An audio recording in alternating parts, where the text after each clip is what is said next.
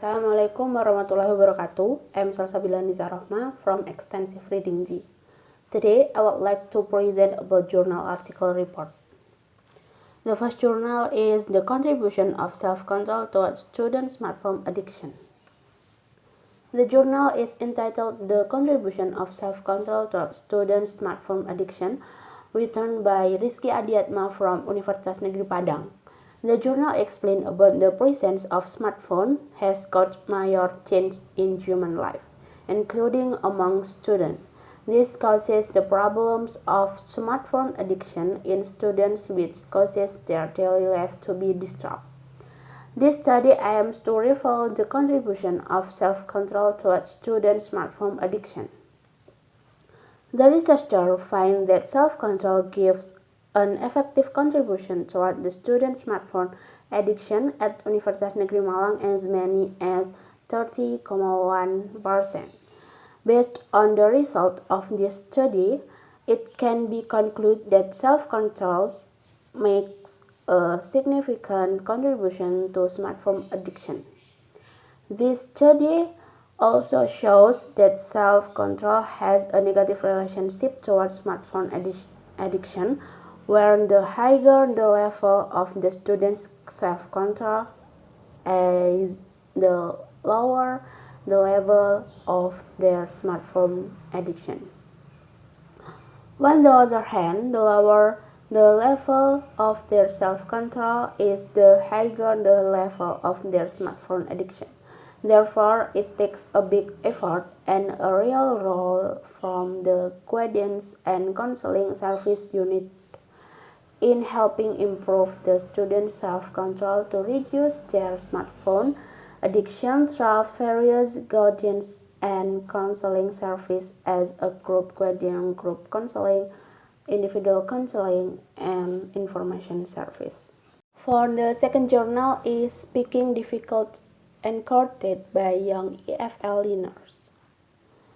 The journal is entitled Speaking Difficult encountered by young EFL learners, written by Samira Al-Hosni. It is explained about speaking difficult.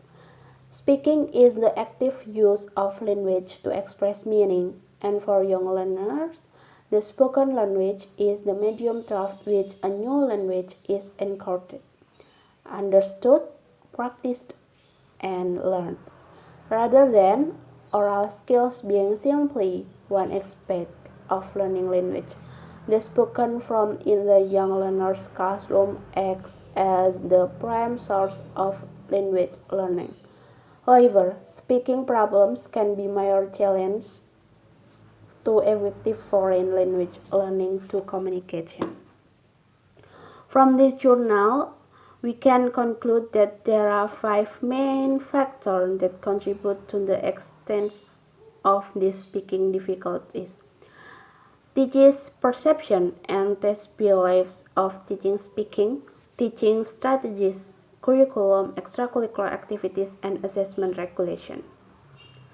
The study shows that teachers believe in the importance of teaching speaking, yet they do not spend enough time for that because of the shortage of time, because priority is given to the coverage of the textbook topic, which emphasizes teaching reading and writing rather than speaking. The teaching strategies that are used by the teacher emphasize teaching the form of the language, which is indicated by focusing on teaching grammar rules and vocabulary items. Students are required to produce short, accurate sentences, while the communicative use of language is almost neglected.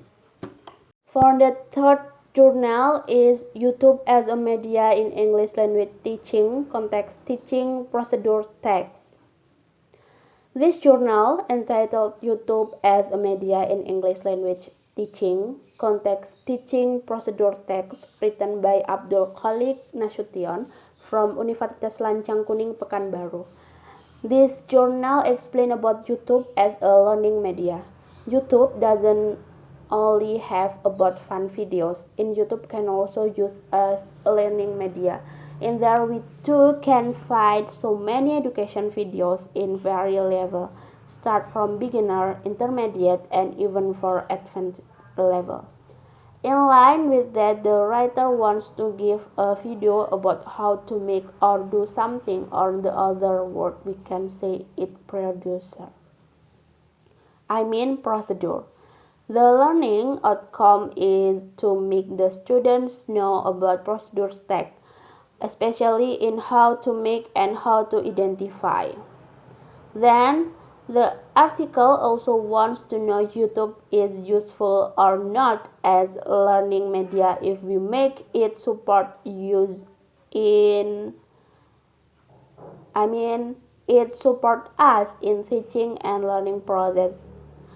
From this journal, we can conclude that there are several reasons for using YouTube in EFL classrooms with a focus on cognitive and affective reason.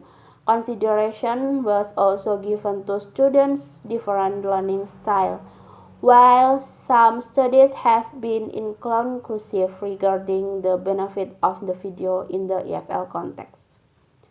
Thank you. Wassalamualaikum warahmatullahi wabarakatuh.